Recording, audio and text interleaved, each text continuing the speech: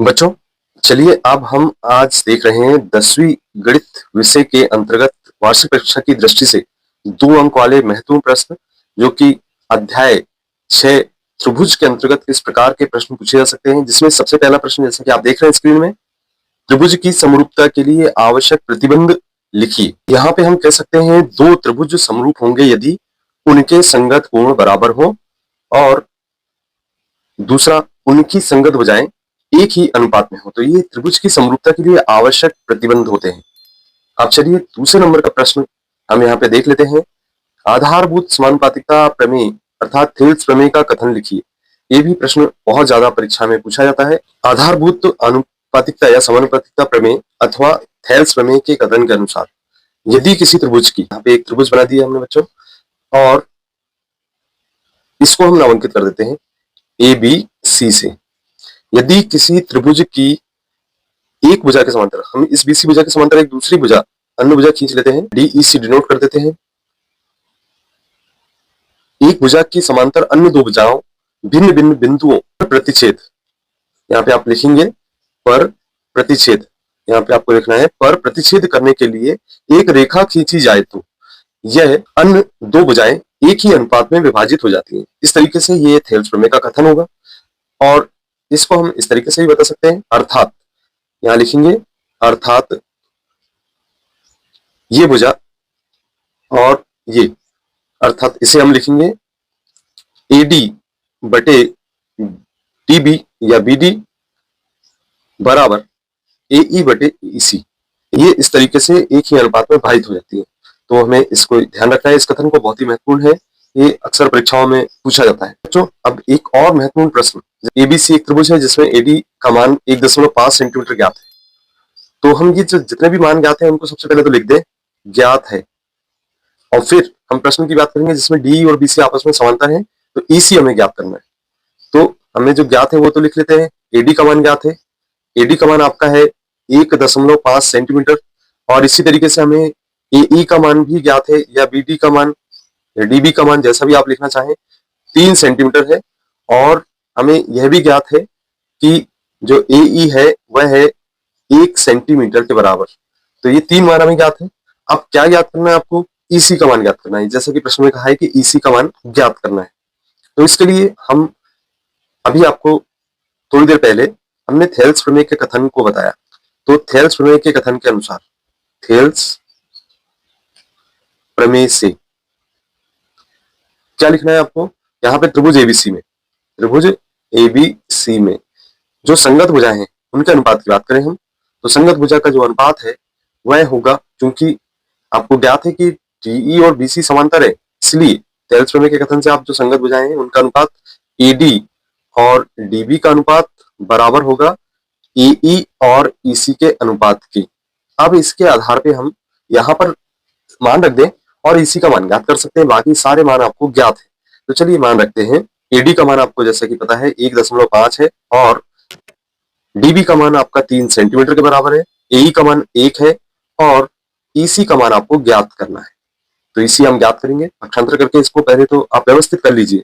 तो व्यवस्थित करने पर आप देख रहे हैं कि EC बराबर 3 गुणा कर दीजिए, तो यहाँ पर 3 का 1 में गुणा हो जाएगा, 3 गुणित 1 लिखेंगे बटे 1.5, ये पक्षांतर करके सरल कर देंगे। दशमलव हटाएंगे बच्चों यहाँ से, तो जैसे ही दशमलव ये हटाते हैं तो हम इसको लिख सकते हैं 3 गुणित 10 बटा 15। ठीक, चूंकि हमने दशमलव हटा दिया। अब आप कैंसिल कर दीजिए, तो कैंसिल करते हैं, यहाँ पे 3 5 15 होगा, और 5 से कैंसिल कर दीजिए तो 5 दूनी 10 होगा।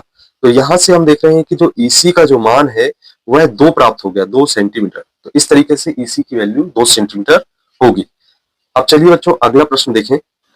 इस अगले प्रश्न में भी आपको एक त्रिभुज दिखाई दे रहा है, और इसमें भी आप ध्यान से देखें तो आकृति दी गई है, और इस आकृति में हमको यहाँ पे AD का मान ज्ञात नहीं है जिसको हमें ज्ञात करना है, बाकी सारे मान ज्ञात हैं, उनको हम लिख लेंगे। और इसमें ये कह रहा है कि D और BC आपस में समांतर है, तो जैसे कि हम त्रिभुज ABC देख रहे हैं, इसमें ज्ञात है, हम लिख लेते हैं ज्ञात है। तो जो मान ज्ञात है हम उसमें लिख लेते हैं। ज्ञात है आपको DB का मान ज्ञात है, तो लिख लीजिए 7.2 सेंटीमीटर है, और फिर इसके बाद आपको AE का मान भी ज्ञात है, 1.8 सेंटीमीटर ज्ञात है, और आपका EC भी ज्ञात है। EC बराबर आपका 5.4 सेंटीमीटर ज्ञात है। इस तरीके से आपने मान लिखी। अब आइए यहाँ पे हमें चूंकि एडी ज्ञात करने को कह रहा है, तो एडी का मान ज्ञात करना है। एडी का मान हमें ज्ञात करना है। एडी बराबर कितना होगा?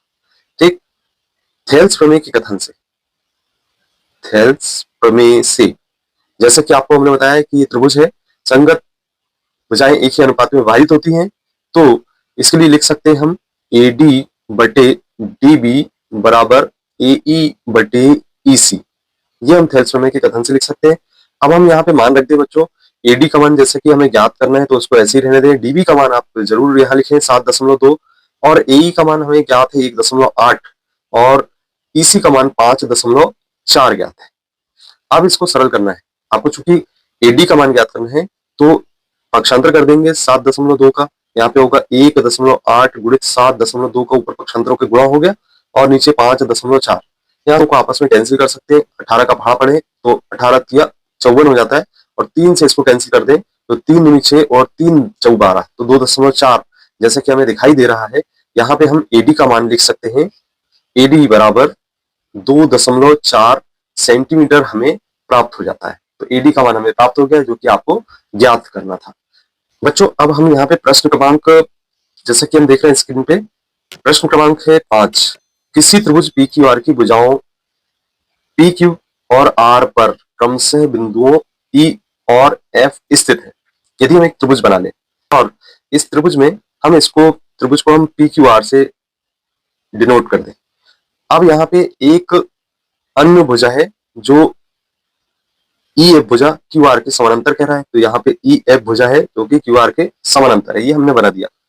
अब यहाँ पे आपको मान ज्ञात हैं सारे। अब आप देख सकते हैं ध्यानपूर्वक कि ये जो मान है वो लिखे जा सकते हैं। PE का मान हमें ज्ञात है, ये 4 सेंटीमीटर है। ये मान ज्ञात है हमें QE का 4.5 ज्ञात है और PF का मान ज्ञात है हमें 8 सेंटीमीटर के बराबर और FR का मान आपको 9 सेंटीमीटर के बराबर ज्ञात है।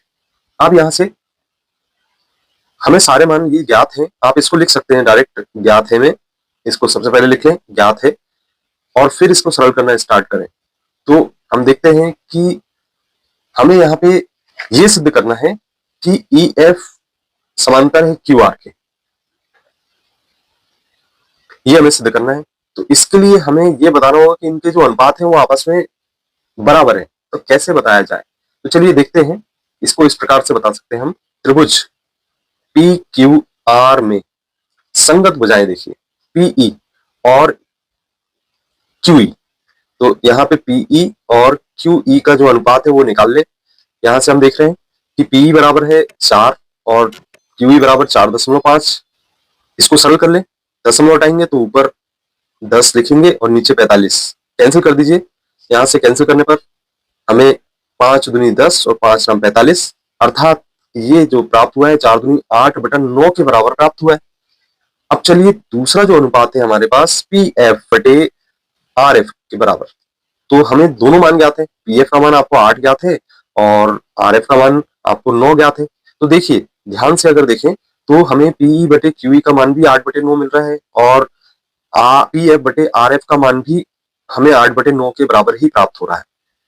तो बच्चों यहाँ पे हम ये कह सकते हैं कि जो PE है और QE इसका अनुपात और PF और RF का जो अनुपात है वो आपस में बराबर है।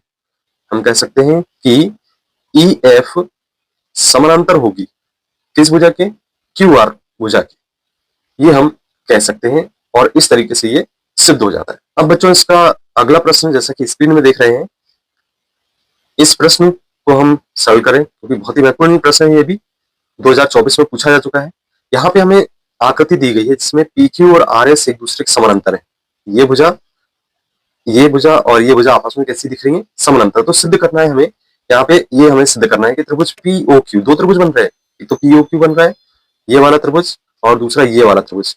इन दोनों त्रिभुज, ये दोनों आपस में समरूप त्रिभुज है, ये हमें सिद्ध करना है। तो इस प्रकार के प्रश्नों को सरल करने के लिए सबसे पहले हम लिखते हैं ज्ञात है। ज्ञात है, क्या ज्ञात है आपको? कि PQ और RS आपस में समानांतर हैं और हमें सिद्ध करना है। सिद्ध करना है, इसमें हम सिद्ध करने में लिखेंगे त्रिभुज POQ क्यू त्रिभुज एस ओ आर के समरूप है, ये हमें सिद्ध करना है। बहुत ही सिंपल है, दो चीजें आपको जो प्रश्न में दी गई थी उसको आपने सीधे सीधे लिख दिए, ज्ञात है और सिद्ध करना है, इतने में भी आपको 1 मार्क्स मिल सकते हैं। अब आपको केवल उपपत्ति लिखना है, यहाँ पे इसको सिद्ध करना है। तो उपपत्ति में आप क्या करेंगे कि आपको जैसा कि ज्ञात है कि पी क्यू और आर एस आपस में समानांतर हैं, इसमें ध्यानपूर्वक समझिए। तो ये एक पी क्यू और आर एस समांतर भुजाएं हैं और इसमें जो कोण बन रहे हैं ये वाले कोण आपस में बराबर हैं, इन त्रिभुजों में बताना है। तो कहने का तात्पर्य यह है कि कोण P बराबर है कोण S के, तथा यहाँ पे आप ये भी बता सकते हैं कि ये जो कोण है इस कोण के बराबर है, अर्थात कोण Q बराबर है कोण R के। क्यों बराबर है? क्योंकि इसका कारण लिखना होगा आपको। इसका कारण ये है कि ये एकांतर अंतः कोण है। क्या लिखेंगे आप इसका कारण? एकांतर कोण। एकांतर कोण होने के कारण ये आपस में कैसे हैं? बराबर है। इसी प्रकार से ये भी कहा जा सकता है कि जो कोण POQ है, POQ ये वाला कोण और SOR ये वाला कोण, कोण POQ कोण SOR के बराबर है। इसको हम ये कह सकते हैं कि ये शीर्षाभिमुख कोण है, शीर्षाभिमुख कोण है, इसलिए ये आपस में बराबर है। अब यहाँ पे जब हम देख रहे हैं कि तीनों कोण आपस में एक दूसरे के संगत कोण बराबर है, तो ऑब्वियसली जो हमें त्रिभुज दिए गए हैं वो आपस में समरूप होंगे। तो हम ये कह सकते हैं कि त्रिभुज POQ और त्रिभुज SOR ये आपस में समरूप त्रिभुज होंगे। तो बच्चों ये थे आपके पहले से लेकर 6वें प्रश्न तक की, जो कि बहुत ही महत्वपूर्ण है। ये प्रश्न आपको परीक्षा में अवश्य हल करके जाना है, क्योंकि ये बहुत ही ज्यादा पूछे जाते हैं परीक्षाओं में। और यदि आपको कंटेंट अच्छा लगता है तो आप वीडियो को लाइक करें, अपने मित्रों को शेयर करें। यदि अभी तक आपने चैनल को सब्सक्राइब नहीं किया तो सब्सक्राइब जरूर करें। मिलते हैं अगले वीडियो में। धन्यवाद।